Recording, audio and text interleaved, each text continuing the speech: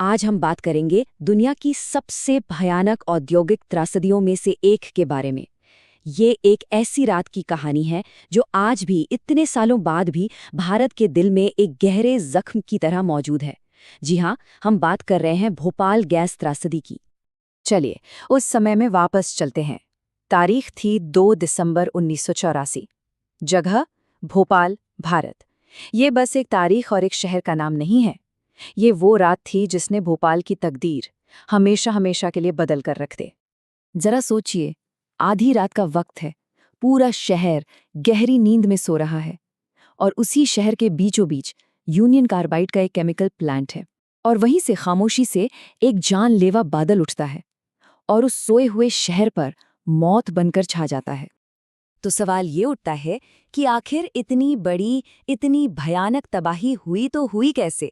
क्या इसे रोका जा सकता था? चलिए आज इसी मामले की तह तक चलते हैं और इन सवालों के जवाब ढूंढने की कोशिश करते हैं।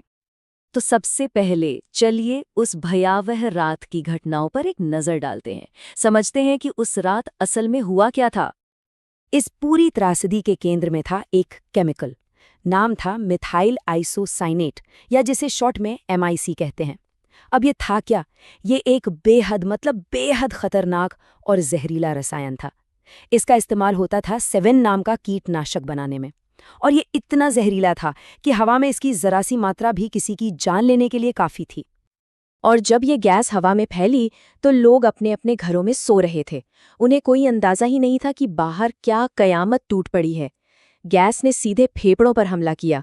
लोगों की आंखों में एक भयानक जलन होने लगी, सांसें रुकने लगीं, दम घुटने लगा। हजारों लोग जान बचाने के लिए गलियों में भागे, लेकिन कई तो रास्तों में ही गिरकर मर गए। पूरा का पूरा शहर दहशत और मौत के साए में था। तो सवाल ये है कि ये जहरीला बादल आखिर फैला कैसे?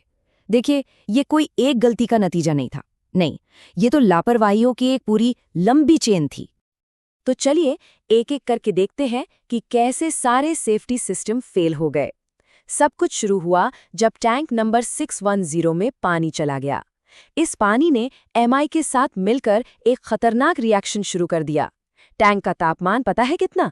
200 डिग्री सेल्सियस तक पहुंच गया। अब जो रेफ्रिजरेशन सिस्टम इसे ठंडा रख सकता था, वो बंद पड़ा था।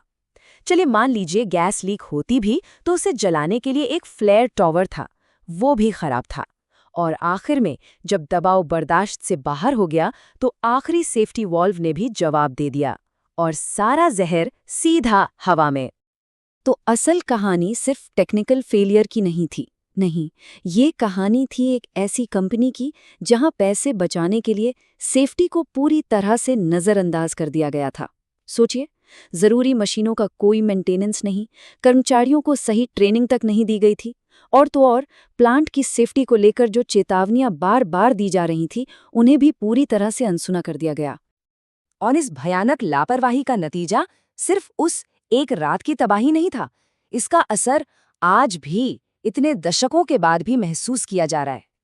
आप अंदाजा लगा सकते हैं कि उस रात हवा में कितना जहर फैला होगा?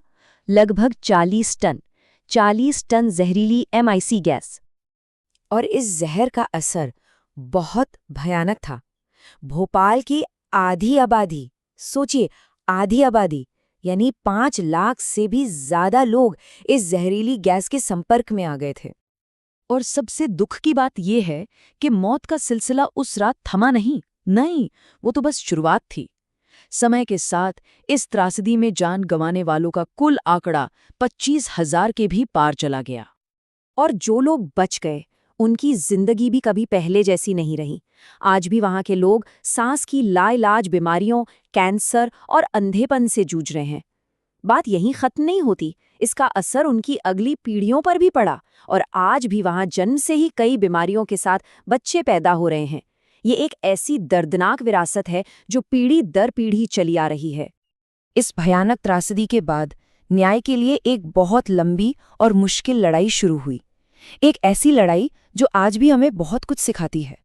न्याय की इस लड़ाई में जो हुआ, वो भी अपने आप में एक त्रासदी से कम नहीं है। भारत सरकार ने पीड़ितों के लिए $3 अरब का मुआवजा मांगा, और मिला कितना? सिर्फ $470 मिलियन। एक ऐसी रकम जो पीड़ितों के जख्मों पर मरहम लगाने के लिए बिल्कुल नाकाफी थी। और जवाबदेही? कंपनी का सीईओ वॉरेन एंडरसन गिरफ्तार तो हुआ, लेकिन जमानत पर छूटकर अमेरिका भाग गया और फिर कभी भारत में उस पर मुकदमा चलाने के लिए उसे वापस नहीं लाया जा सका। इस कहानी का सफर दशकों तक चलता रहा।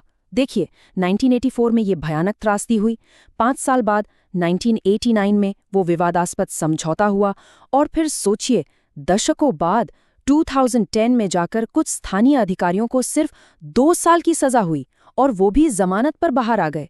आज भी वो कारखाना एक जहरीले जख्म की तरह वहीं खड़ा है, और पीड़ित आज भी न्याय का इंतजार कर रहे हैं।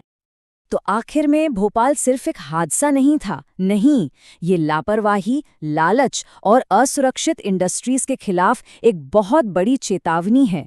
ये घटना हमें बार बार याद दिलाती है कि जब भी सुरक्षा को नज़रअंदाज किया जाता है तो उसकी कीमत हमेशा इंसानी जिंदगियों को चुकानी पड़ती है। लेकिन सबसे बड़ा सवाल आज भी यही है कि क्या दुनिया ने इस भयानक चेतावनी से वाकई कोई सबक सीखा है?